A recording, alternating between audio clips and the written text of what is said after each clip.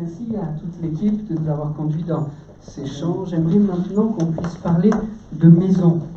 Peut-être avez-vous entendu dire que notre président était en ce moment dans sa maison d'été, enfin la maison de la France, la maison d'été, de vacances pour le président, maison secondaire. Je ne sais pas s'il y en a beaucoup parmi nous qui ont une maison secondaire, ce n'est pas mon cas, mais je ne vais pas parler simplement de deux maisons, mais de trois maisons. Trois maisons que l'on va voir et j'espère, je prie pour que cela puisse nous enseigner. Trois maisons qu'on va voir proches de David. On va aller dans le premier livre des Chroniques, au chapitre 17 et au verset 1er. 1 Chroniques, chapitre 17, verset 1er. Cette première maison sur laquelle nous allons nous arrêter, c'est David qui se propose de la donner, de l'offrir, de la construire pour Dieu. Les deux autres maisons, on va voir que c'est Dieu qui les accorde, mais cette première, elle va monter, elle est offerte par David vers Dieu. En tout cas, il en a le projet. 1 Chroniques, chapitre 17, verset 1er. 1 Chroniques 17, verset 1. Je laisse le temps de chercher cette référence. 1 Chroniques 17, verset 1er. Lorsque David se fut installé dans son palais, il dit au prophète Nathan, « Qu'en penses-tu ? J'habite dans un palais de cèdre, alors que le coffre de l'alliance de l'Éternel est logé sous une tente de toile. » Nathan lui répondit, « Réalise les projets qui te tiennent à cœur, car Dieu est avec toi. » Cependant, la nuit suivante, Dieu adressa la parole à Nathan en ces termes, « Va dire à mon serviteur David, voici ce que déclare l'Éternel. Ce n'est pas toi qui me bâtiras un temple pour que j'y habite. Je n'ai jamais résidé dans un temple depuis le jour où j'ai fait sortir d'Égypte Israël, mon peuple, jusqu'à ce jour-ci. Au contraire, j'étais dans le tabernacle, allant d'un emplacement à un autre, pendant tout ce temps où j'ai accompagné tout Israël. Ai-je jamais dit à un seul des chefs d'Israël que j'avais établi pour diriger mon peuple, pourquoi ne bâtissez-vous pas un temple en bois de cèdre ? » On va arrêter la lecture ici, on la reprendra dans quelques instants. David désire construire un temple pour Dieu.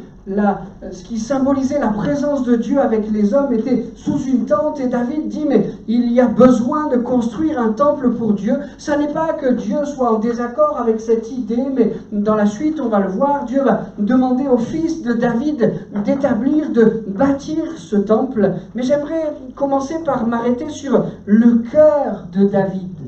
J'aime voir quel est l'état du cœur de David. Ici, on le trouve dans une situation qui, pour lui, est enfin confortable. Sa royauté, au sens intérieur du terme, est maintenant incontestable. Elle a été chahutée, sa royauté. Après avoir été roi pour roi par le prophète, les choses ont mis du temps à se mettre en place. La situation de David a longtemps été inconfortable. C'est un berger qui est devenu roi et il a fallu un certain temps pour que le peuple tout entier le regarde pour roi. Il a été, bien que roi, aux côtés de Saül pour un temps et puis après il a été obligé de fuir. On connaît tous ces textes. Il a été enfin roi simplement d'une partie du peuple d'Israël, de Juda au début, basé à Hébron, et puis après une guerre civile conduite par Abner, il va enfin devenir roi de tout Israël. Ça y est, sa royauté est incontestable, il est dans une situation qui commence à être confortable. Sa souveraineté, et là c'est le regard extérieur que les autres peuples portent sur lui, sa souveraineté, elle aussi, est maintenant enfin incontestable. Dans 2 Samuel, ce texte qui est pendant à celui que nous méditons ce matin, il est dit que David avait une existence paisible car Dieu l'avait délivré de tous ses ennemis. Le verset 9, on le voit encore, « Je t'ai débarrassé de tous tes ennemis. » Sa souveraineté extérieure est enfin établie. Les autres peuples regardent David et regardent Israël comme un peuple à part entière et ne cherchent plus maintenant à l'envahir, à lui faire la guerre ou à l'attaquer. Sa royauté est établie, sa souveraineté est incontestable, son gouvernement, son organisation est maintenant efficiente. On aurait pu lire dans le chapitre 18, celui qui suit, celui qui nous retient ce matin, David régna sur tout Israël, il administrait le droit, rendait la justice pour tout son peuple. Joab, fils de Tserouïa, était à la tête de l'armée. Josaphat, fils d'Aliou, était archiviste. Tsadok, fils d'Ahitoub, et Abiatar, fils d'Abimélec, était prêtre. Shavoa était secrétaire. Benayahu, fils de Yehoyada, merci pour la lecture, commandait les Kérétiens et les Pélétiens, la garde personnelle du roi. Tout était installé. Tout était en place, les choses avançaient bien, les choses étaient organisées, efficientes. Le texte ne nous donne pas beaucoup de renseignements sur sa famille, si ce n'est cela, les fils de David occupaient les premiers rangs du gouvernement, aux côtés du roi. Après avoir connu des temps difficiles, des temps de chaos, même sur le plan familial, les choses sont maintenant apaisées. Ses biens matériels le mettent à l'abri du besoin. Voilà quelle est sa situation. Apaisée dans tous les domaines. Et alors que David aurait pu dire, alors que devant tous ces aspects d'une vie apaisée, David aurait pu dire avec l'homme riche, « Mon âme, tu as beaucoup de biens en réserve pour plusieurs années. Repose-toi, mange, bois et réjouis-toi. » Alors que David aurait pu dire, je vais maintenant prendre du bon temps, je vais maintenant enfin pouvoir me reposer. On dirait aujourd'hui, me la couler douce. Il y a dans le cœur de David un projet qui naît. Je vais lui construire une maison. J'ai appelé cette maison la maison de la générosité. On trouve dans le cœur de David une générosité que j'admire. David a ici mon admiration. Son cœur est toujours orienté vers Dieu et non vers lui-même. Ses actions, elles sont motivées par l'amour qu'il porte à son Seigneur. Et parce que l'amour qu'il porte à son Seigneur est grand, eh bien ses actions, ses projets sont grands. À peine a-t-il atteint un de ses projets, on pourrait parler de Goliath, mais de bien d'autres, à peine a-t-il atteint un projet qu'il se projette dans le suivant. David est généreux pour son Dieu. Amen. Seigneur, donne-moi, donne-nous le même cœur. Que nous ne nous installions pas dans une situation confortable, même si, en bien des aspects, nous pourrions dire que nous l'avons mérité. Après les labeurs, après des difficultés, après des situations compliquées, dire « ça y est, enfin, je m'installe ». Que notre amour pour Dieu nous pousse à déjà nous projeter dans un projet pour lui, dans une action qu'il veut que nous puissions faire à ses côtés. Seigneur, donne-moi de faire le choix de la générosité. Amen. Seigneur, quel est ton projet pour ma vie, pour moi aujourd'hui? Quel est le défi que tu places devant moi? Savourer la victoire d'hier, c'est bien. Mais Seigneur, qu'est-ce que tu veux pour aujourd'hui et pour demain? Je veux te construire une maison. Je veux avoir sans cesse des projets pour toi. On dira plus loin que Dieu s'adressera à David pour lui dire « Je t'ai soutenu dans toutes tes entreprises. » Je t'ai soutenu dans toutes tes entreprises. Pour que ça s'applique pour nous, pour que ça s'applique avec nous, il faut qu'on soit des entrepreneurs pour Dieu. Amen. Seigneur, motive mon cœur à sans cesse être généreux pour toi. Quelle générosité Dieu attendrait-il de nous alors? Seigneur, si, comme David, nous voulons être généreux pour toi, quelle générosité attends-tu de ma part? Nos vies sont toutes différentes les unes des autres. Et certainement que les attentes de Dieu seront très variées pour l'un ou pour l'autre. Peut-être pour l'un, ce sera de répondre à un appel spécifique de Dieu sur sa vie. Peut-être pour l'autre, ce sera de faire un pas de foi. Seigneur, je ne vois pas exactement ce qui va pouvoir soutenir mon pied, mais je te fais confiance, je crois que c'est toi qui m'appelles à faire ce pas de foi. Alors, eh bien, je t'offre cette générosité, je te construis cette maison, je fais le pas de foi, je compte sur toi, je m'appuie sur toi. Peut-être pour un autre, ce sera de faire preuve de renoncement. Seigneur, je crois que la générosité que tu me demandes, c'est de renoncer à telle chose, à telle autre, qui m'éloigne de toi, qui ne réjouissent pas ton cœur. Peut-être pour quelqu'un d'autre, ce sera de prendre cette décision. Mon Dieu, je veux à nouveau te faire passer en premier dans ma vie. Je veux à nouveau te placer au centre. Peut-être pour un autre, cette maison à construire, cette maison de générosité à construire, ce sera de donner un verre d'eau froide à qui il en manque, ou bien visiter un prisonnier.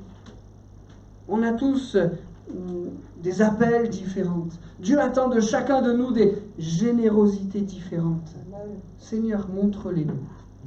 Que veux-tu que je construise pour toi? Que veux-tu que je mette en place pour toi, Seigneur? Tu as tant fait pour moi. Je veux t'offrir cette générosité. Mais si on a tous des générosités variées à laquelle Dieu s'attend, il y en a une qui nous est commune. Une générosité, une construction que Dieu attend que nous puissions mettre en place avec générosité. Cette générosité commune, cette construction qu'on a tous en commun, c'est notre consécration. Seigneur, je veux être généreux dans ce domaine-là. Généreux dans la consécration. Certains diront, c'est bon, la mienne est de qualité. J'ai mon moment avec Dieu chaque jour. D'autres diront, chaque semaine, chaque mois, chaque année, chaque nouvelle lune. C'est bon, ma consécration est de qualité. Je crois que la Bible nous invite à ne pas mesurer notre consécration avec satisfaction, à ne pas mesurer notre consécration avec la mesure des pharisiens. Vous vous souvenez de quelle manière Jésus-Christ va enseigner les disciples avec cette parabole? Le pharisien debout priant lui-même, « Oh Dieu, je te rends grâce que je ne suis pas comme le reste des hommes qui sont ravisseurs, injustes, adultères, ou même comme ce publicain. Moi, je jeûne 2 fois par semaine, je donne la dîme de tous mes revenus. » Ne mesurons pas la construction de notre consécration avec satisfaction, mais plutôt mesurons-la comme ce publicain, se tenant à distance, n'osait même pas lever les yeux au ciel, mais il se frappait la poitrine en disant, « Oh Dieu, sois apaisé envers moi, qui suis un pécheur. » Jésus poursuit en disant, « Je vous le dis, celui-ci descendit dans sa maison justifié plutôt que l'autre, car quiconque s'élève sera abaissé, et celui qui s'abaisse sera élevé. » Seigneur, nous voulons te construire un temple de notre consécration. Nous ne voulons pas nous satisfaire du point où nous sommes arrivés, mais nous voulons encore t'offrir, Seigneur, une consécration renouvelée. Une consécration, pas du bout des lèvres, mais de tout notre cœur. Une consécration de ce temps passé sous ton regard, ce temps d'adoration, ce temps de prière, ce temps où nous apprenons de toi, ce temps où tu nous conduis, où tu nous diriges. Seigneur, nous voulons être généreux dans la construction de notre consécration. Cette première maison, c'est celle de la générosité et elle nous enseigne.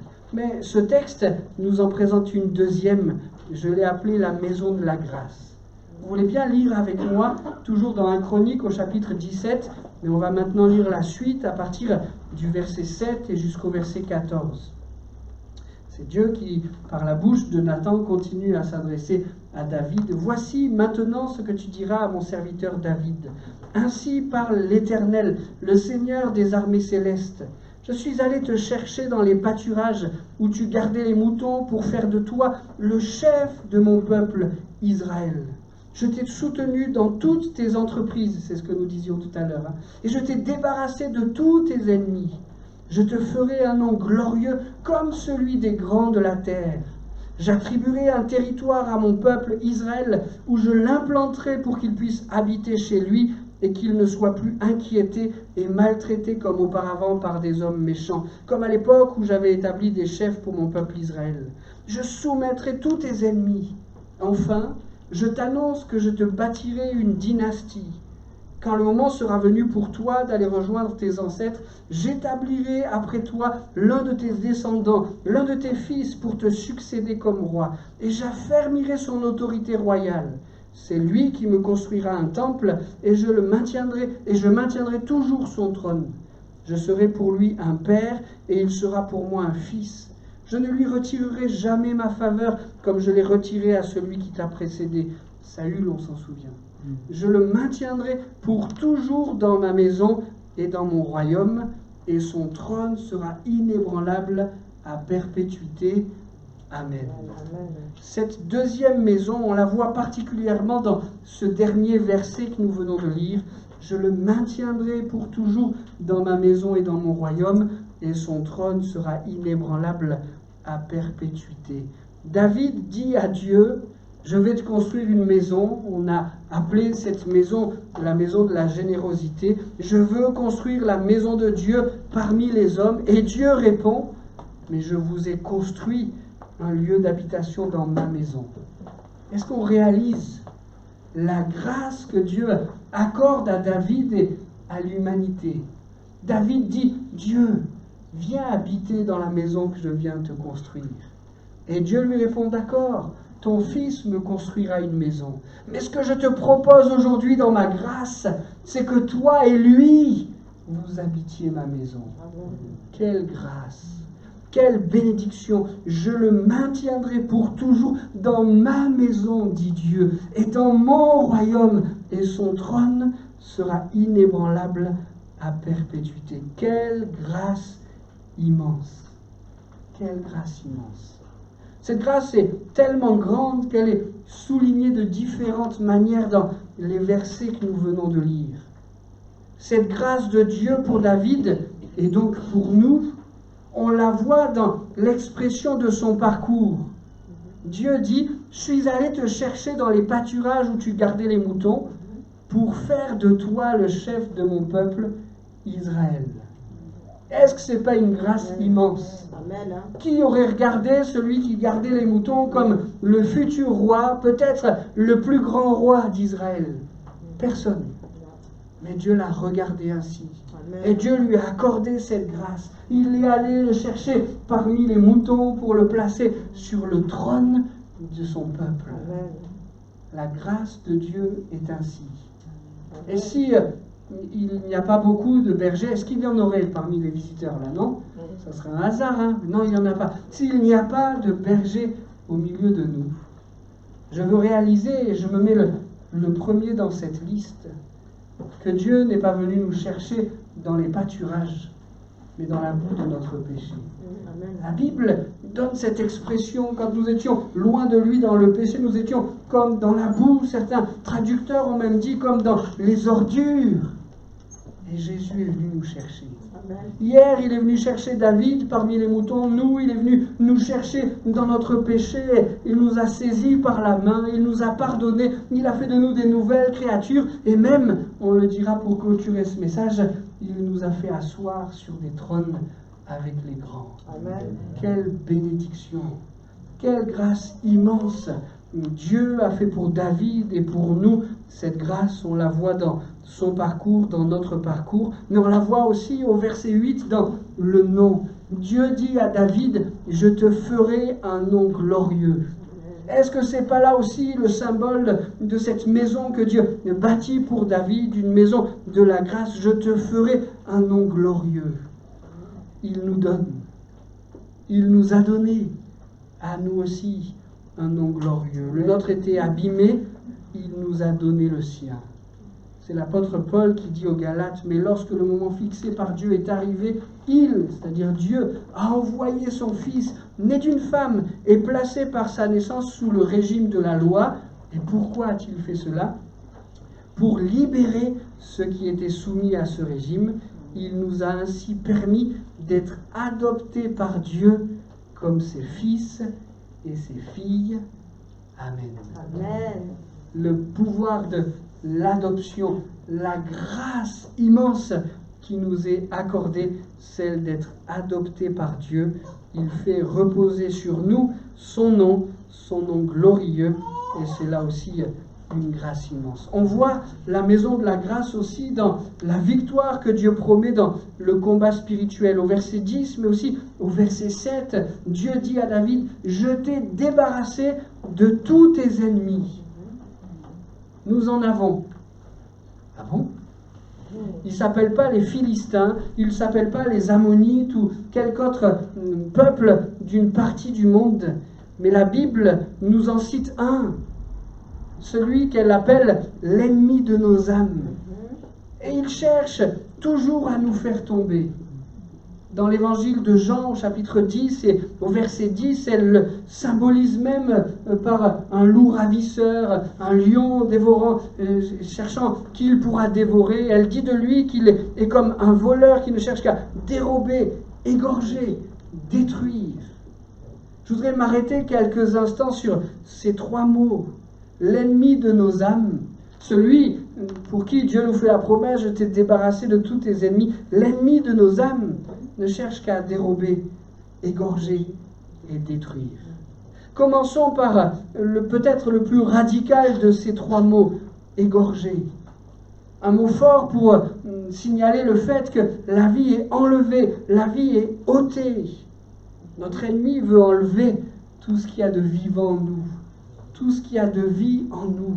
Il veut faire sortir la vie qui est en nous. Il utilisera tous les moyens possibles pour cela. Il utilisera tous les moyens en son pouvoir pour nous faire sortir la vie en nous. Par quelques maladies, je ne dis pas que toutes les maladies viennent directement du diable qui l'a voulu ainsi, mais par quelques maladies, il pourra chercher à le faire. Par quelques pensées suicidaires, il pourra chercher à le faire. Par le péché, ça a été cité tout à l'heure dans une prière, le salaire du péché, c'est la mort. Et il travaille à ôter, à enlever la vie en nous. Peut-être travaille-t-il à cela avec quelqu'un parmi nous ce matin. Enlever ce qu'il y a de vivant en nous. Et peut-être parmi nous, l'un d'entre nous se dit, mais le malin, l'ennemi de mon âme, a presque gagné la partie. Je voudrais te rappeler ce que Dieu a dit à David et ce qu'il rappelle à ton cœur ce matin. Je t'ai débarrassé de tous tes ennemis. Amen. Notre Dieu a la victoire. Amen. Il a la victoire sur le péché. Nous sommes, avec ce texte, dans la maison de la grâce. Il nous fait grâce. Il a obtenu à l'endroit, au lieu de la grâce à la croix, la victoire sur le péché. Et ce matin, il a vaincu notre ennemi, il a vaincu le péché. Il nous fait grâce. Dieu a la victoire sur la mort, sur les pensées de mort. Et alors que nous sommes au milieu de cette maison de grâce, au lieu de la grâce, la croix où Jésus-Christ a vaincu la mort, il nous rappelle, je t'ai débarrassé de tous tes ennemis. Il change les pensées de mort en je vais le dire comme ça, en réalité de vie. Amen. Notre Dieu a la victoire sur toute maladie. Amen. Et si elle voudrait chercher à enlever toute vie qu'il y a en nous, dans la maison de grâce, au lieu de la grâce, la croix, Jésus-Christ s'est chargé non seulement de toutes nos iniquités, mais aussi de toutes nos maladies. Amen. Amen. Amen. Amen. Le deuxième mot qui est employé, sur lequel nous allons nous arrêter comme une action que l'ennemi de nos âmes voudrait faire, c'est détruire. S'il ne parvient pas à enlever la vie, s'il ne parvient pas, excusez le terme fort, mais qui est biblique, à égorger, alors il cherchera à détruire. J'en ai vu des gens détruits par la vie. La vie n'est pas complètement partie, mais ils sont détruits. Rongés par l'amertume, rongés par la haine, rongés par quelques refus de pardonner, ou bien différemment détruits par un abus, quel qu'il soit, ou bien rongés par ces choses qui, petit à petit, le détruisent. Peut-être quelqu'un, ce matin, se sent détruit. Rappelle-toi ce que Dieu a dit à David, je t'ai débarrassé de tous ses ennemis, de tous tes ennemis. Notre Dieu construit ou reconstruit sur ce qui a été détruit. Le combat n'est pas perdu. Jésus veut reconstruire, même sur ce qui pourrait apparaître comme étant des ruines. Et puis, un dernier mot, dérober. Ce mot, il semble presque doux après les deux premiers. Vous n'êtes pas d'accord ? S'il fallait lui apporter un synonyme, ça serait voler. Je ne suis pas en train de dire que voler n'est pas grand-chose, mais comparé à détruire ou bien à égorger. Pourtant, notre ennemi fait des ravages avec ça. Le simple fait de venir voler des choses en nous lui permet de faire des ravages. Il viendra voler notre joie. Il viendra voler notre paix. Il viendra voler notre confiance en nous, notre foi, nos projets, notre repos, notre soif ou notre faim de lui. C'est pas grand-chose, hein? Mais s'il parvient à voler notre faim et notre soif de lui, si on n'a plus dans le cœur le désir de s'approcher de lui, d'entendre sa voix, de le louer, de le prier, ça fait des ravages. Il vient chercher à dérober, à voler.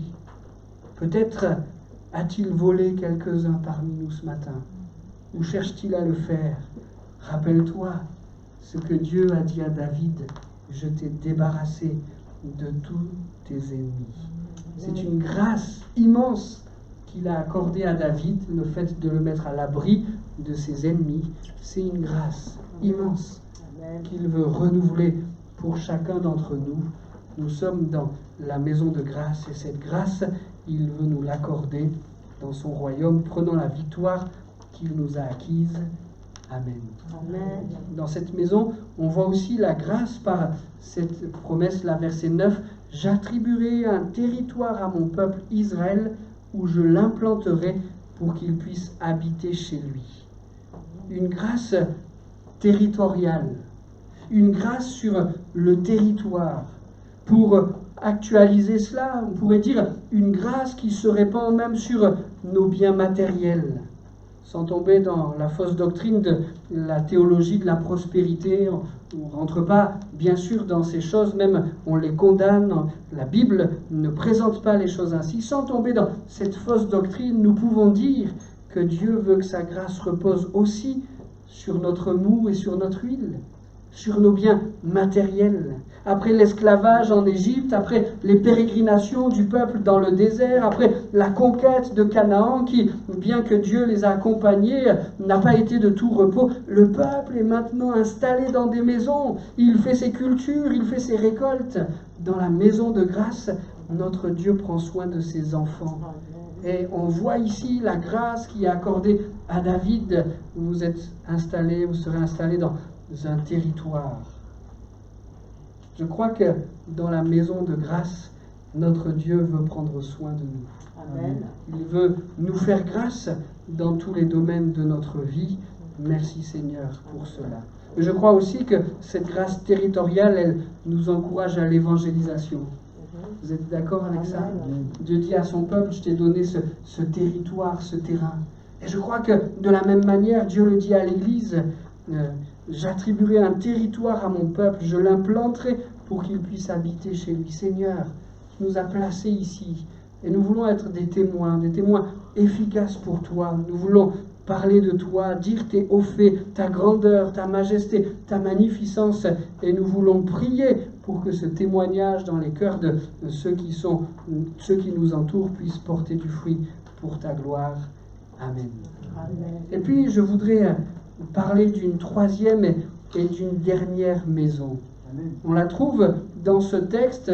J'ai fait le choix de lire ces différents passages dans la version Semeur, et cette maison, dans la version Semeur, elle est un peu masquée par nos traductions. Nous avons lu que Dieu dit « Enfin, je t'annonce que je te bâtirai une dynastie ». À la fin du verset 10, on a lu cela. Là où, par exemple, la Bible Second fait un autre choix, il fait le choix d'écrire, de traduire « Et je t'annonce que l'Éternel te bâtira une maison ». Une maison, une dynastie, c'est le même mot dans le texte original.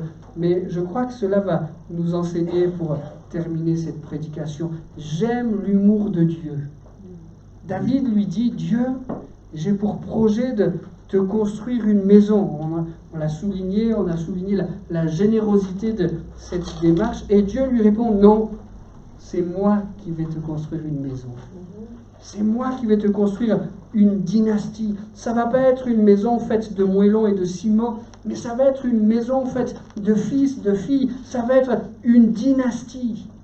Et quelle dynastie, hein? Celle qui va porter le Messie, celle qui va porter le Sauveur, celle qui va donner naissance à Jésus-Christ. C'est une maison bien spécifique. Seigneur, tu as fait cette promesse à David, et nous sommes, nous aussi, au bénéfice de cette promesse. Même si je ne crois pas qu'il y ait parmi nous futur gouverneur du peuple d'Israël, si quelqu'un souhaite le devenir. Pourtant, je crois que cette promesse faite à David, elle nous concerne aussi. Au moins avec 3 aspects que nous enseigne ce texte. Quand Dieu dit à David, je vais te construire une dynastie, vient tout de suite la notion de transmission. Quand on parle de dynastie, on parle de transmission. Le seul exemple de transmission de pouvoir que David avait engrangé, le seul exemple de transmission qu'il avait vu de ses yeux ne s'est pas très bien passé. Saül s'est accroché au pouvoir jusqu'à vouloir faire mourir David et jusqu'à ce que Saül meure, non pas par la main de David, mais jusqu'à ce que Saül meure. David a dû se cacher, a dû différentes étapes de sa vie, on ne va pas toutes les souligner aussi, mais un moment difficile, c'est le seul exemple de transmission de pouvoir qu'il avait. Et ici, Dieu lui dit, là, je vais te construire une dynastie. David a peut-être eu sur ses épaules, non seulement la joie de la promesse, mais aussi le poids de la transmission, le poids de la responsabilité. Mais on voit ici, tout au long de la vie de David, que Dieu va s'engager avec lui. Je vais te construire une dynastie. Et avec toi, je vais t'aider, je vais te donner les forces, les capacités de transmettre cela. Je crois qu'il en va de même pour nous. Nous avons à la fois la responsabilité de la transmission de l'Évangile à nos familles, à ce monde, mais je crois que nous avons aussi, et c'est bien souvent de nous le rappeler, que nous avons la certitude de l'engagement de Dieu à nos côtés. Amen. C'est Dieu qui dit à David, je vais te construire une maison, je vais te construire une dynastie. Et s'il y avait sur les épaules de David quelques responsabilités, Dieu était là à ses côtés. Il en est de même pour nous. Seigneur, tu as placé dans nos vies, sur nos épaules, la responsabilité de cette transmission, mais tu es avec nous. Je le crois. Tu es avec nous pour nos enfants, pour nos petits-enfants, pour nos arrière-petits-enfants, pour les membres de nos familles qui ne te connaissent pas. Tu es avec nous pour les amis, les collègues, les gens que tu as mis sur notre cœur. Tu es avec nous dans cette tâche. Tu nous aides à cela. D'ailleurs, ça va nous emmener vers cette autre notion. Nous avons parlé de la notion de transmission. Dans cette troisième maison, celle de la dynastie, il y a la notion de promesse. David remercie pour quelque chose qu'il ne verra pas aussi peu. Il va assister à la transmission avec son fils Salomon, et puis tout le reste, il ne le verra pas. Mais David dira à Dieu, maintenant, ô Éternel, c'est toi qui es Dieu, et tu as promis ce bonheur au sujet de ton serviteur. À présent, tu as bien voulu bénir ma dynastie pour qu'elle subsiste à jamais devant toi, car ce que tu bénis, Éternel, est béni à jamais. Amen. Quel enseignement pour nous. Cette promesse, elle est nôtre.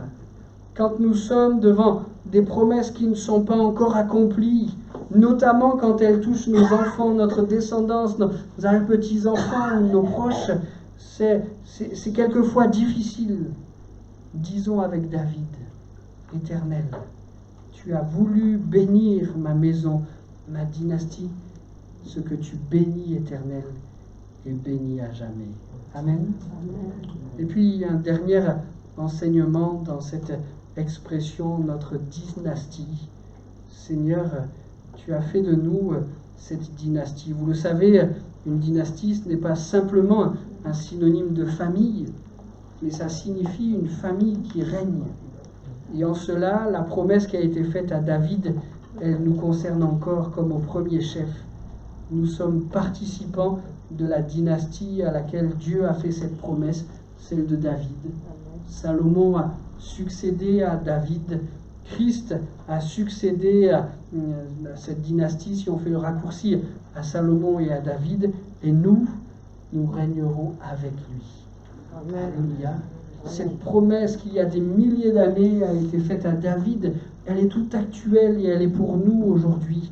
Il nous a construit, comme à David, une maison, une dynastie glorieuse. Nous régnerons aux côtés du roi des rois. Amen. Quelle promesse merveilleuse nous attend là-haut dans le ciel. Aujourd'hui, nous voulons lui bâtir une maison, un temple qui l'honore.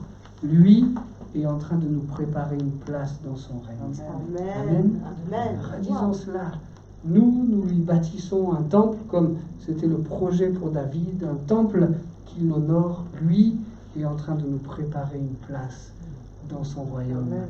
Nous régnerons avec lui. Alléluia.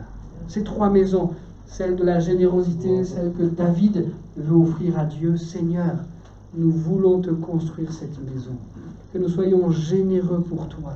Place dans nos cœurs des défis, des projets pour toi. Donne-nous de ne pas nous installer dans notre confort, même si en bien des aspects nous pourrions considérer que nous le méritons. Seigneur, nous voulons construire pour toi et construire avec générosité. La maison de la grâce, celle-là, c'est Dieu qui nous l'a accordée.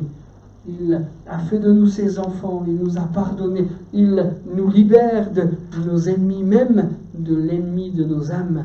Il est lié, il est vaincu. On sait de quelle manière, à la fin des temps, Dieu n'aura même pas besoin de combattre avec l'ennemi de nos âmes, mais il donnera un ordre pour qu'il soit lié et les anges s'en chargeront. Il a déjà obtenu la victoire. Il veut et il nous a fait rentrer dans une maison de grâce. Nous voulons, Seigneur, te remercier pour cela et prendre ces grâces, les faire nôtres, ces grâces que tu nous as données. Et puis il y a cette maison de la dynastie. Nous régnerons avec lui.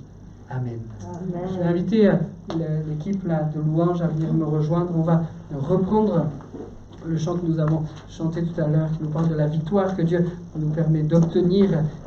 Il nous fait traverser le désert. Prenons ce chant et nous nous plaçons devant Dieu en disant: Seigneur, nous nous mettons à ta disposition. Nous voulons construire pour toi, mais nous voulons aussi saisir ce que tu nous as donné dans la maison de grâce, dans la dynastie, dans le royaume dans lequel tu nous établis. Amen. Pendant qu'il termine de se préparer, je prie. Seigneur, merci pour ta parole. Merci pour ces maisons dans lesquelles tu nous fais rentrer, même dans lesquelles tu nous établis. Nous voulons, Seigneur, avoir ce même cœur que celui de David. Nous voulons, Seigneur, non pas nous satisfaire de ce que tu nous as accordé, mais nous voulons, Seigneur, t'offrir des cœurs généreux. Montre-nous quelle générosité tu attends de notre part, quel projet, quel défi tu places devant nous. Donne-nous, Seigneur, de les saisir, d'y rentrer, pour que tu sois glorifié, élevé. Seigneur, merci pour la maison de grâce dans laquelle tu nous as fait rentrer. Nous étions abîmés, même morts à cause de notre péché, mais tu es venu nous chercher, tu nous as saisis par la main, tu nous as rachetés, tu nous as établis, tu as fait de nous tes enfants. Quelle grâce immense! Merci Seigneur pour cela. Merci Seigneur pour la promesse de la dynastie. Jésus est venu, il est issu de David, il était le Messie annoncé, le Sauveur annoncé. Il a triomphé, il nous prépare une place dans le ciel. Merci de nous rendre participants à ce projet merveilleux. Nous voulons passer l'éternité avec toi. Elle est acquise par la foi, Seigneur, elle nous est offerte par la foi. Seigneur, merci de ce que tu nous as racheté pour cette éternité auprès de toi. Amen. Amen.